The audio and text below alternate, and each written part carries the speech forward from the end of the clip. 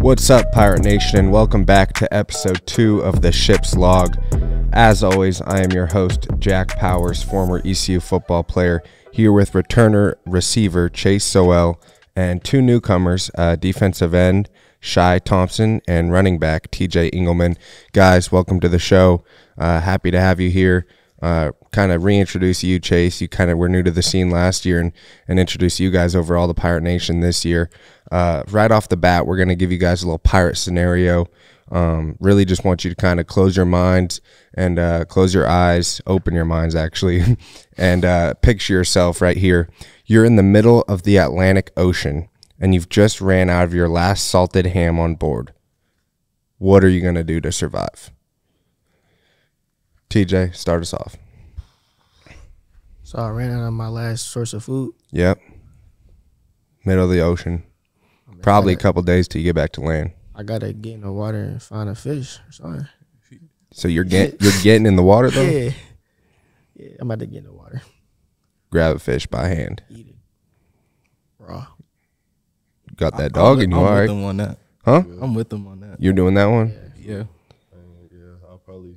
Like before I get in the water, I might like stick my fingers in there trying to wiggle around. I was gonna, but like you're gonna count on yourself just being able to go in the freezing water and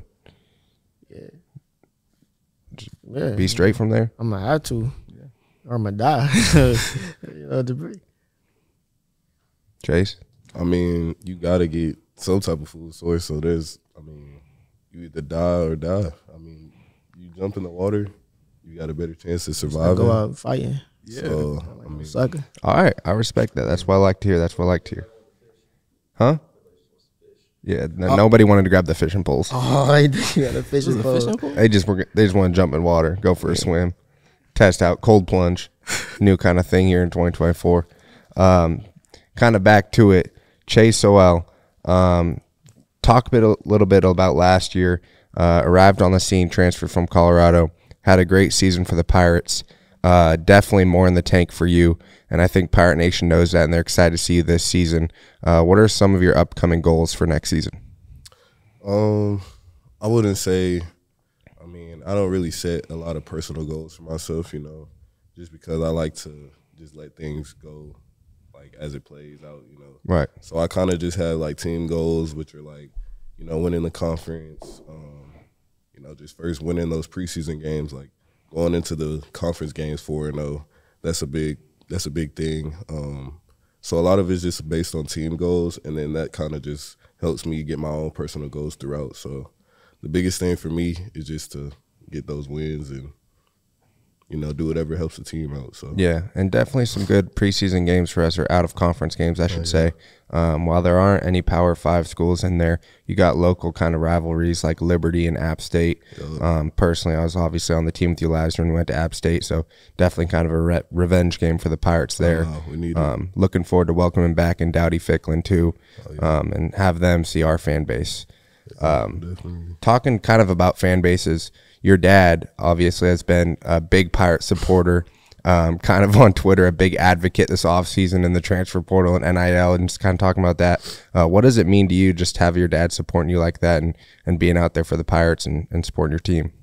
I mean, ever since I was little, he's done everything, Growing up, I played baseball. That was my first sport. So he helped me, train. He did all my, workouts and, taking me to camps and stuff like that. Right. But the main thing for football was I was doing what I was supposed to do on the field, but as far as like off the field with media and going out to camps and putting my name out there, those were things that he wanted to do like after the fact. So yeah, his biggest thing was just trying to help me build my brand and build my name once I got to college.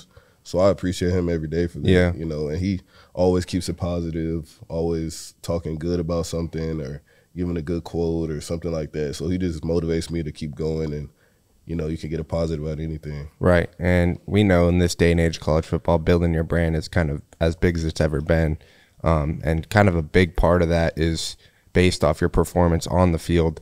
And here you have Coach Roberts helping you out.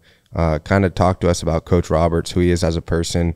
I'm sure we'll get him on the podcast eventually, but maybe how he is just as a coach too, and your relationship with him. I had entered, put a post out, saying I'm entering the transfer portal.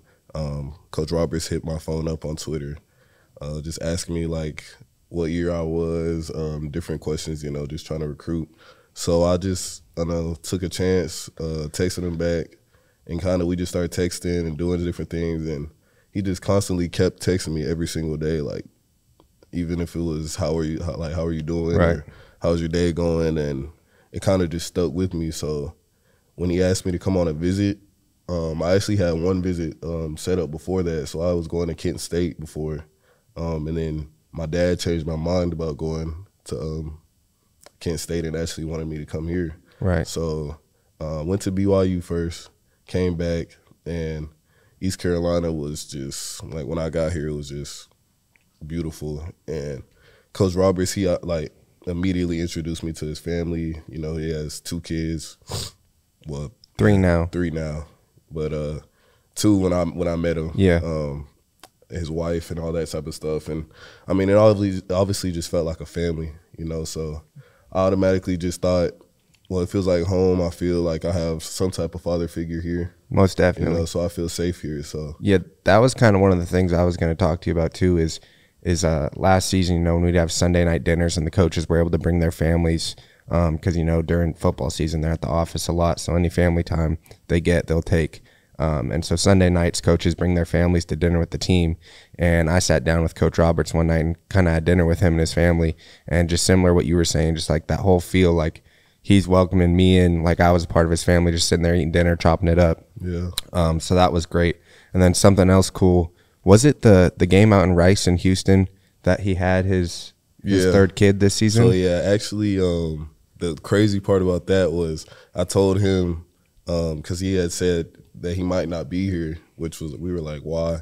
And he was saying that his wife might go into labor. Right. And so we were like, okay, like if that doesn't work, I promise you, like, I'm gonna get you a touchdown or do something for you. Yeah. Just for the kid.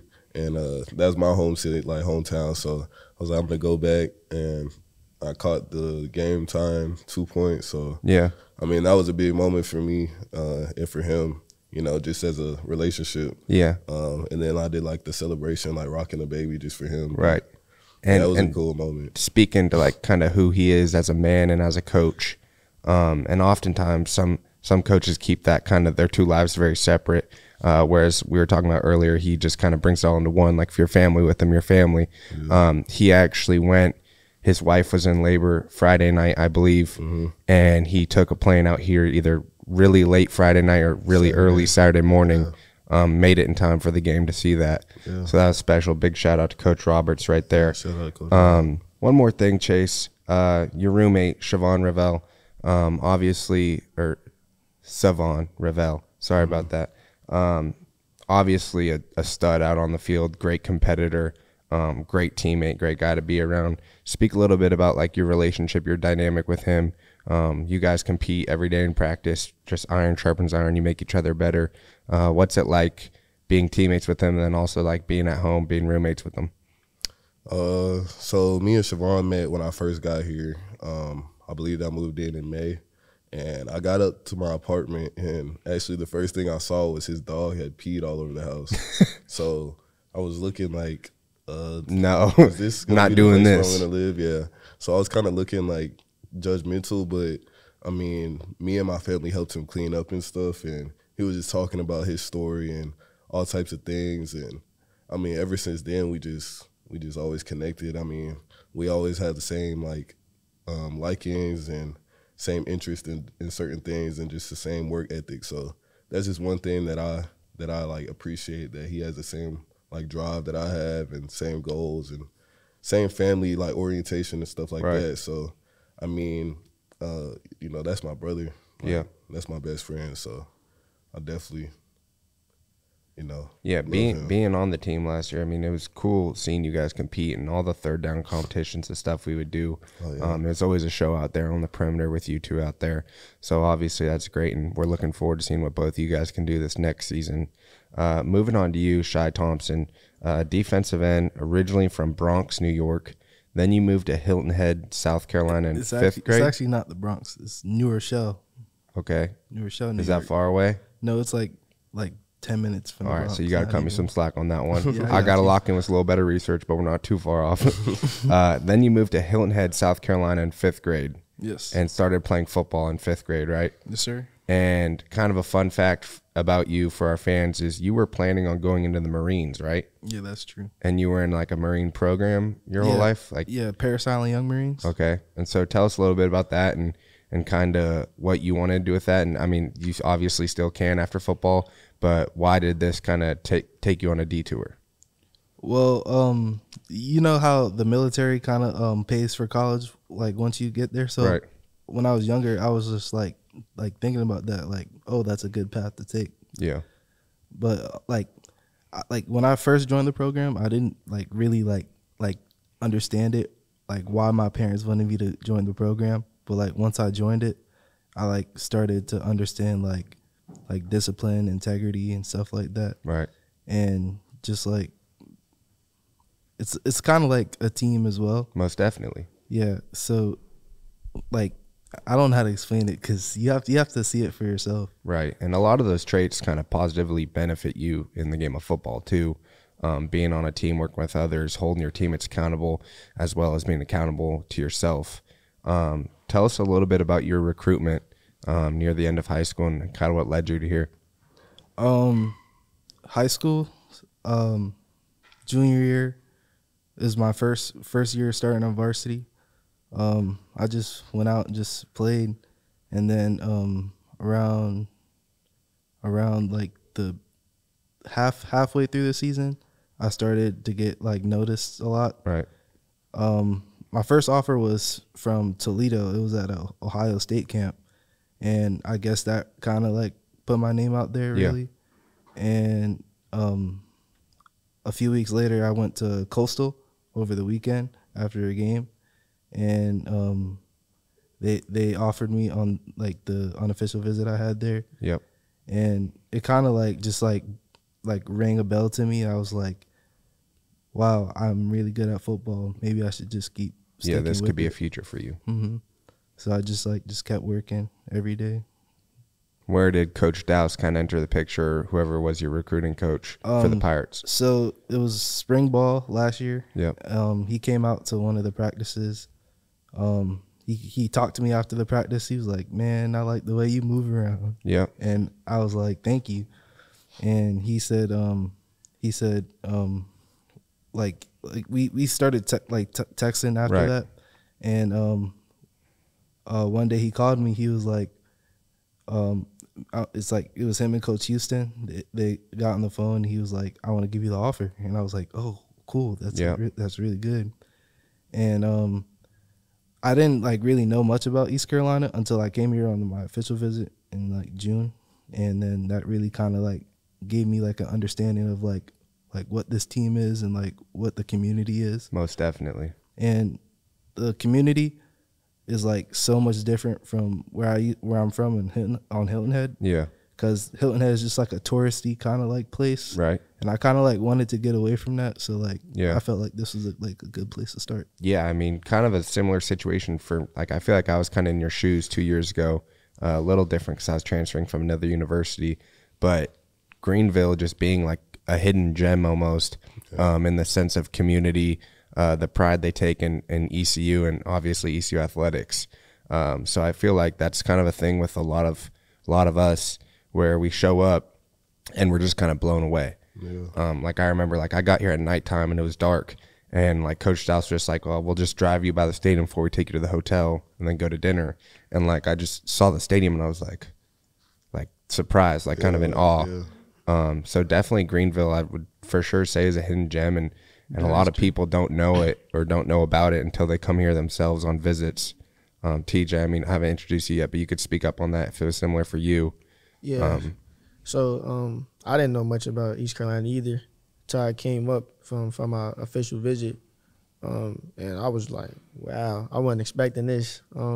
Like just the facilities, the people, everybody was genuine when I came here, and that's not always the case. Right. Everywhere. So, you know, when I got here, I kind of fell in love with it instantly. So that's, yeah. Little Southern hospitality, because you are running back TJ Engleman from Cincinnati, Ohio. Yeah. played a little bit of quarterback and a lot of other positions growing up. Kind of made the Division I move for running back, though. Kind of looking at your notes here, you transferred to Hughes, where your uncle's head coach. A lot of your family went to that school, and you got to play with two of your cousins. Yeah. Kind of speak on that, because, I mean, family's obviously special, and it's something that's emphasized in this program. So what was it like playing with them? Yeah, so my cousins, I've been playing with them since I was about 6. So, you know, moving into high school was kind of natural for us. I played quarterback throughout my whole high school career, basically. So, you know, just throwing the ball to them two. Were they receivers? Yeah, they're both receivers. So, you know, all I had to do was throw it up, yeah, really. That's hard. Yeah. So all I had to do was throw it up, really. So, you know, and they both really good too. So that was kind of good for me. And I developed, like, I know more about the game from playing quarterback, you know, through high school. So it's kind of like coverages, all that kind of stuff too. Protections. Yeah, that's awesome. Yeah, so it's kind of like a smooth transition. So. Okay. And being from Cincinnati, kind of last week we hit on some different kind of food groups and stuff, but being from Cincinnati, there's a lot of hype around the Skyline chili. Can you confirm it or deny it? So actually, I don't eat Skyline. Okay. I like Gold Star. You ever had Gold Star? No. Can you explain the difference for me? Okay. So they're both chili spots in Cincinnati, and it's a big debate up there about it. They both chilies, but it's like different styles. Most people will like Skyline. It's not really. I just feel like Gold Star's chili is a little bit better, but you know. Is there like a textural difference, or like the ingredients? Like, is there like a big difference, or like it's just kind of preference? It's kind of your preference. Okay. It's not really a big difference. It's like what you like more. Cause I like Gold Star personally, but yeah. You a Bengals fan? Ravens. Ravens. So you're up. Don't worry. Yeah, it's kind of It might be your year, but you just hope you don't see the Niners on the other side. All right. You know, earlier in the season, man. Come on, man. We'll give you that Christmas Day present. Man. We'll give you that. Mascot challenge for you two. One of you guys, your mascot was the Big Red. Yeah. Yeah. Can you explain what that is? It's not even a mascot. It's just a name. We didn't have no mascot. You didn't have a mascot. Nah, we didn't have This a might be mascot. the first high school I've ever heard of that did not have a mascot. Your mascot was just. So you guys are just like, blob. go Big Red, like Yeah, Nebraska. it was just Big Like, Red. Yeah, it wasn't no mascot at all. what was your name? It was Hughes Big Red. That's it. So it's Big like Red. Hughes High School, So go Big Red. yeah, basically. And you guys, your color was just red. red and black and white. Yeah. What did your jersey say? Like, So one of them said Big Red, the other one said Hughes. That's it, bro. Yeah. So I guess in a mascot challenge, I mean, last week I used kind of a Hunger Games analogy. You're in the arena. Shai, you were a Seahawk. yes. Not as talented as an Eagle by any means. Yeah. Like probably like maybe like a vicious strong bird, but like I saw a video of like a bald eagle just carrying like a full deer this week in its mouth flying. No Seahawk is doing that. Yeah. But I mean, I guess kind of by default you win the mascot challenge this week. Yeah, I ain't had no mascot. Go Seahawks. I mean, at my old school I did before I transferred, but you know. What was that mascot? It was a Viking. I had the Eagles. You were the Eagles? Yeah. So I guess the Eagles versus the Seahawks. Yeah. Eagles. In this analogy, we'll just put it at like CenturyLink Field in Seattle this season where the Seahawks beat the Eagles. Yeah, that's But I crazy. mean, it'd just be a bird battle for you two. Yeah. TJ, I'm sorry, your mascot's just kind of eliminated I'm mad of it. by default. I'm mad of it. It's cool. I've got a little special segment for you guys. I'm calling it the NFL player scenario, and basically, depending on your position group, I'm going to give you guys a choice of 2 NFL basically star players that you would have the opportunity to get trained by for a summer. I'm talking you're living with them, you're eating what they're eating from probably their chef or whoever's making it for them. And then you're training with them probably twice a day. Starting with you, Shai, being a defensive end, I would give you the choice between Max Crosby or Myles Garrett. Myles Garrett. Myles Garrett? Mm-hmm. Why? He's just always been like always has caught my eye. Yeah. And I just like just like always like I always watch them on TV. Like if my Ravens not playing, I'm always watching. So you guys are both Ravens fans. Yeah, I've been a Ravens fan. Well, you're from New York and then now South Carolina, so I'm not even going to go into that. Ray Rice. Obviously, they're really good this year, but Ray Rice, we won't even talk about that either. That's just bad. But I'll give you the benefit of the doubt for now. Don't think you could go wrong with either of those choices. Obviously, both are studs. Yeah, studs.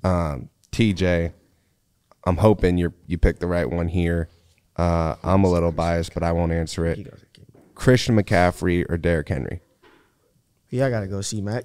Right? Yeah, just because he can do everything. Really, Versatile. he's very versatile in what he do. So it's just like Derrick Henry more is downhill. Yeah. Just run you over. But Christian, he kind of play like me, was shifty, all that. So You got a little CMC in you? Yeah.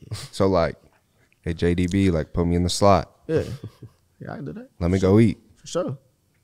You saw his touchdown run last week, right? Yeah, I seen that. That was nice. You could do that? Yeah. All right. Pirate Nation, look out for that one. And lastly, Chase, AJ Brown or Justin Jefferson? Oh, Jay Jettas. Jay Jettas? Yeah. Jay Jettas or Jamar Chase? I ain't gonna lie, I just like Jamar Chase. Like I always liked him since college. Yeah. So he always been like he's the reason I started wearing number 1 in high school. So, Okay. That's a good little fun fact. Yeah. I was going to talk about this. I think it's going to go in a direction that I don't really want to hear.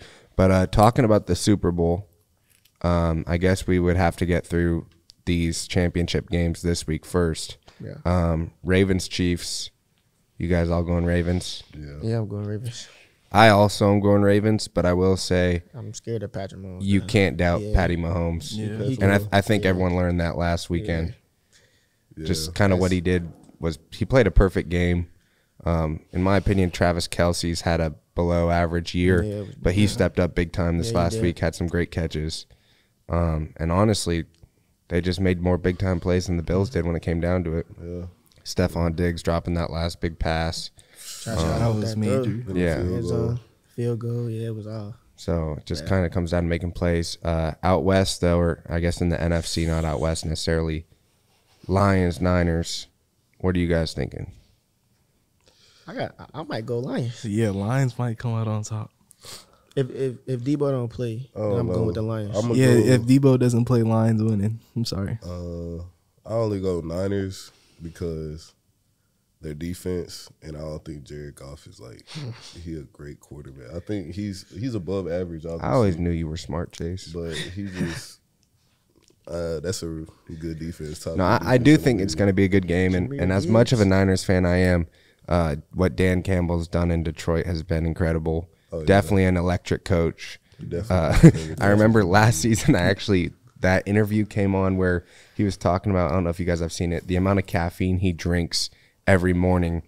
And he was like, I go to Starbucks, I get 2 of the Venti Pike's Place, which is like just their biggest like hot coffee you could get. It's like a large. He goes, and then I get 2 espresso shots, boom, boom, boom, boom, into each of them.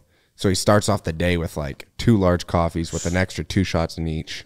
It's basically probably like drinking like 2 Bang energy drinks or something like that. No, it's hard. So I sent it to Coach Houston, and I was just like, hey, like, just know, like, you're ever not fired up enough for a meeting, like, hop on the Dan Campbell train. You're good.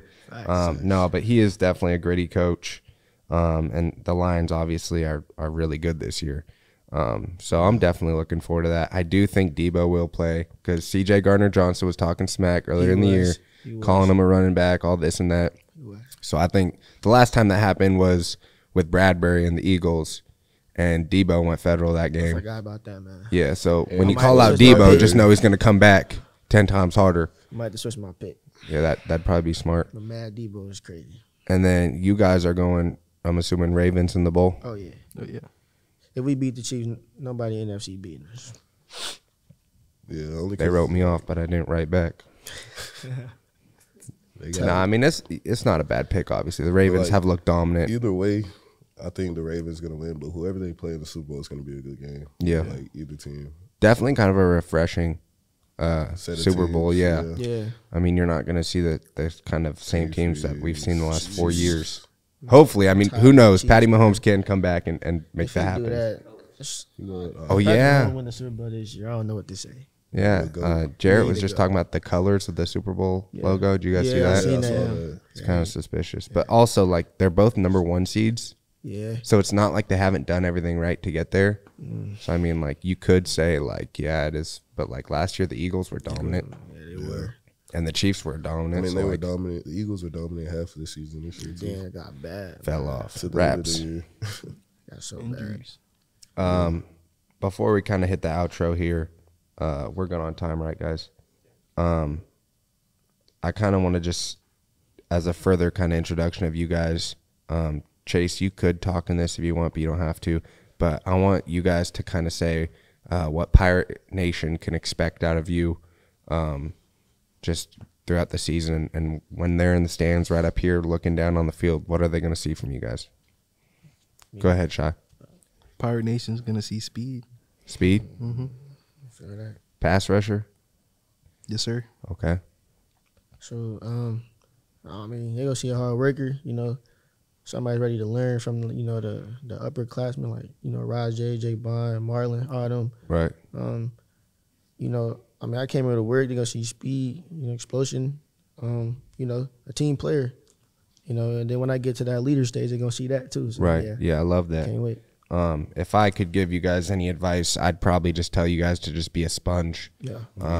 This first year is going to go by fast, and things aren't going to go the way that you had hoped at some point. But just keep your head down, keep working. Like you said, just like take that advice from the older guys. And when I say be a sponge, it means every meeting, every opportunity you get with coaches or your teammates, just always listen. You don't always have to talk first. You can just sit there, listen, and observe, and you're going to learn a heck of a lot. But definitely Pirate Nation is excited about you guys. We're happy for you. Can't wait to see you guys play. As an outro, last week we had Big Tay give some words of wisdom like Coach Tesh. I need you to give a little words of wisdom like your Coach Roberts. To them. Coach Roberts. Give your kind of wisdom to them as your Coach Roberts. To them? Yeah. Okay. His biggest thing was just put your head down, go to work. Just. I need you in Coach Roberts' voice. All right, Like straight up like, oh! All right. Okay.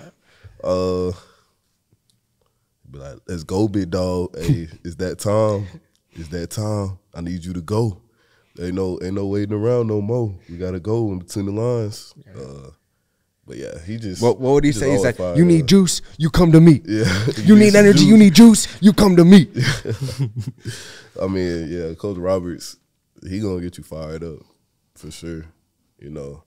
The last thing I'll say is just, like he said, just be a sponge, bro. I mean, I came in here, from a bigger conference. Mm-hmm. So I mean, but I came in here just with a like even mindset, like, okay, I'm at the same level they're at. So, and they've been here, so I just gotta learn from them. Yeah. So biggest thing you could do is just learn, just fall in line, keep working, and whatever you do, have a purpose with it. I have a meaning behind it. Whatever you do. So For sure. Thank you. Appreciate it, bro. All right. And that concludes episode 2 of the Ship's Log. Looking forward to seeing you next time here, Pirate Nation. And as always, go Pirates. Pirates.